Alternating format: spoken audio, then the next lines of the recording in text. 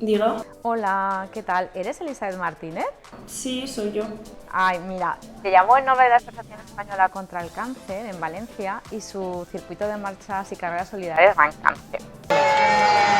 Estamos súper contentos de comunicarte que tu proyecto de investigación en cáncer ha sido seleccionado y será uno de los 7 proyectos que se van a financiar de la Asociación Española contra el Cáncer este año. No me lo puedo creer, ¿en serio? Te lo prometo. Gracias a la solidaridad de los miles de participantes, tanto de marchas y de carreras del circuito Run Cáncer, que vas a poder llevar a cabo este proyecto de investigación.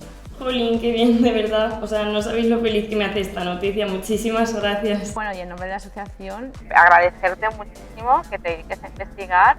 Muchísimas gracias y enhorabuena, Elizabeth. Gracias de corazón por darme la oportunidad a dedicarme a lo que para mí es una de las mejores profesiones que existe. Aquí empieza la carrera como investigadora de Elizabeth, que junto a 6 investigadores más podrán cambiar la vida de muchas personas. Cada dorsal del circuito Run Cáncer es un paso hacia la investigación contra el cáncer, es un paso por la vida, es un paso a la esperanza. Gracias a vuestra participación en el circuito Run Cáncer, vamos a financiar 7 proyectos de investigación para que estos jóvenes, como el caso de Elizabeth, encuentren mejores respuestas frente al cáncer. Gracias por sumaros a este circuito y apoyar la lucha contra el cáncer.